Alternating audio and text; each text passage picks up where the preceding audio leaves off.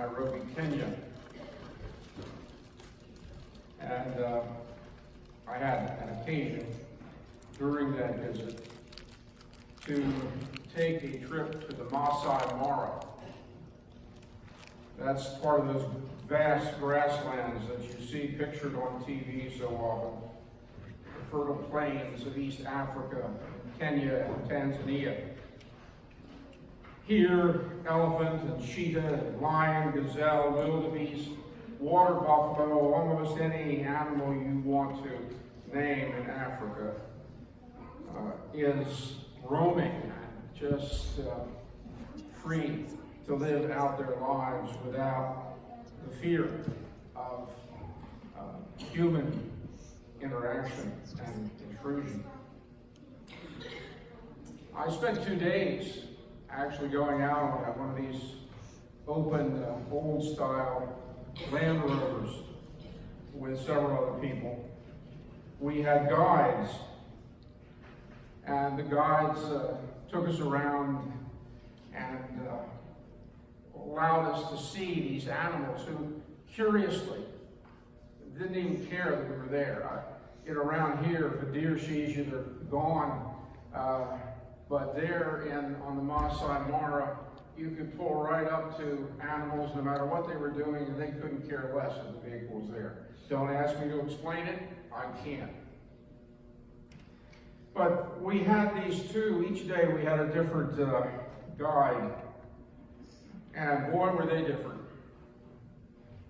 The first guide, his name, if I remember correctly, was Stephen.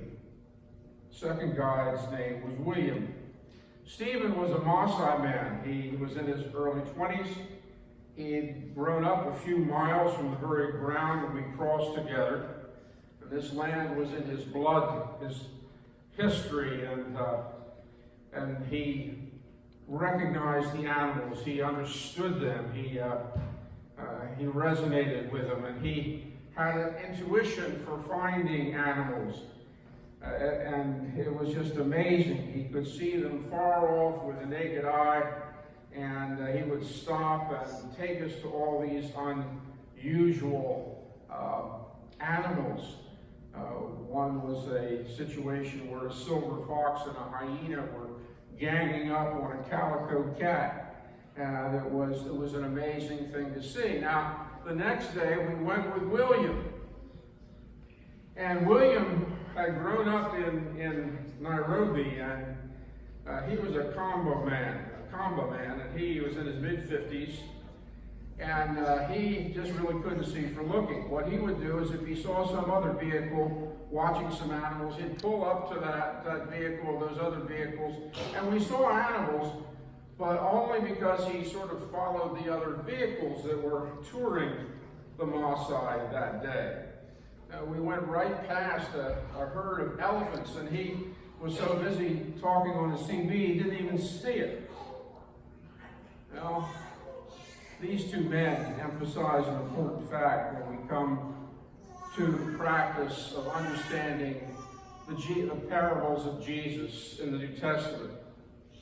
Because the key to Jesus' parables, like the one that was just read to you from the 20th chapter of Matthew, is pay attention, because not always what is obvious is meant to be the point.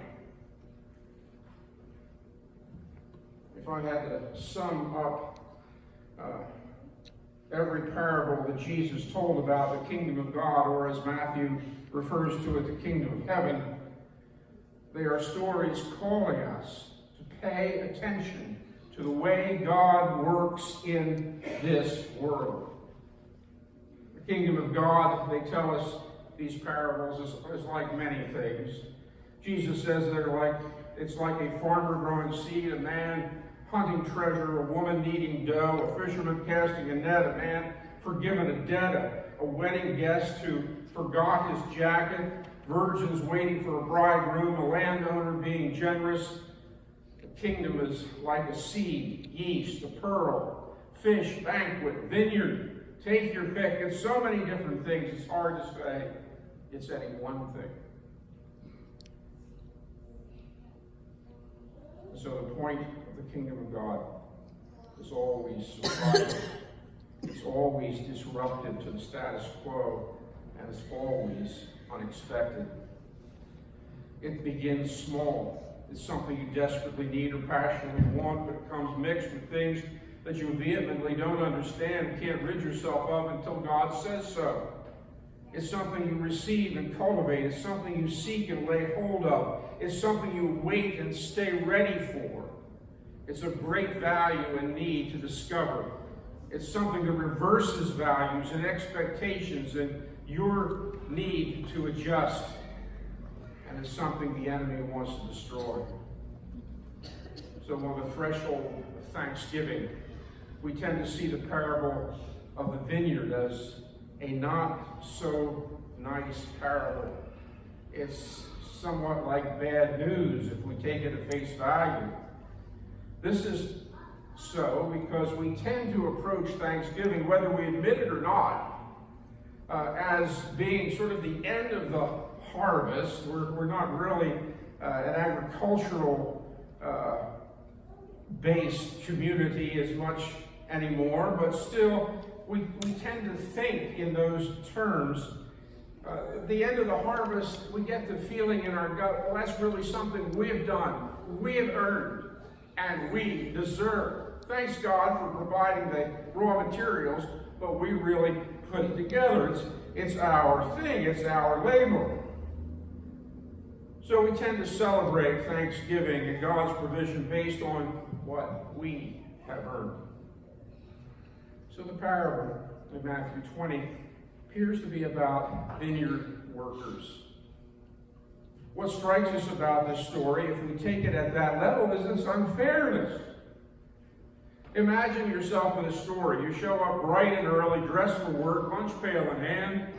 You're thrilled when the owner comes by in his pickup truck and hires you without so much as an interview, a resume, or a list of references.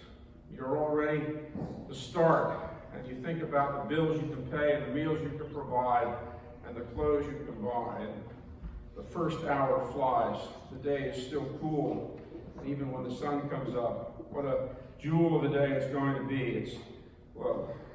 It's low enough that you can hide in the shadow of the vines. The sun is, and you feel an instant connection with the other workers with whom you rode from town. But you're glad to see in a few hours a fresh batch of workers. And they come and they join you. And though they don't quite know how to do the job as quickly or as efficiently because you've been there working, they learn quickly. And it's not long before they seem like they've been there since the beginning as well. But then a few hours later, there's another group, and then another group, and then almost at the end of the day, at the 11th hour, because I used to work from sunup to sundown, it was a whole day, 12 hours, at the 11th hour, yet another group showed up, and they started working and finished the whole thing. So, at the end of the day, an amazing thing happens. It's pay time. The foreman calls the guys together, and interestingly, he starts with the last fellows first, the ones who've been there for just an hour. And guess what? He pays them a denarius, the same as he promised the guys who were there for 12 hours. And so it goes from the last to the first. And when the foreman finally calls you up, and you've been there all day, and he gives you just a denarius, you can barely hold yourself back from scorning it. You know, this parable is rarely heard as good news in North America. It's rarely heard as good news in Western Europe or among the intellectual elite or the financially well-to-do. In other parts of the world, however, in other sectors of society, this parable is heard as great good news. It depends on whether you're used to being first or not. And it depends on how much you think you're owed. Now, as you heard this parable, in your own mind, did you identify with the people who were there for 12 hours? Well, I bet you did. Maybe a few of you identified with the ones who came secondly. I wonder how many of you identified with the ones who came at the last hour. Who can understand their perspective? They were deeply hurt. They had been waiting. They had been working. This time of year, most of us will visit some big box store. And although there's 20 registers up front, only about 4 are working, right? You know how that goes, right? Only 4 are open. And so imagine yourself with a cart full of goods and you're sitting there and you've been waiting and waiting and waiting. And then all of a sudden, someone comes up, another clerk, and she says to the people in the end of the line, she's got there, we're opening up a new register. And they all go over to the other register. And you think wonderful, sweet thoughts. Sure you do. Well, that's just the same kind of thoughts that those first workers were thinking when they received their denarius.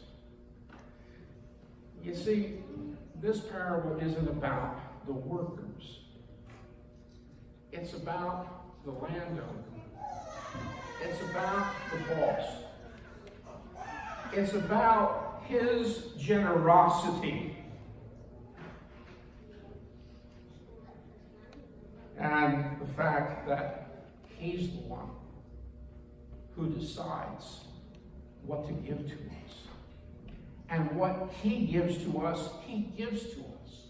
He's fair with us all. The ones who started 12 hours ago, they agreed to a denarius. He doesn't cheat them. But what about that person who comes lastly? In church, we tend to think, if we put umpteen years of faithful service into the Lord, and then someone late in life comes to Christ, somehow we're a little bit more deserving than they are. It's not the way God looks at it.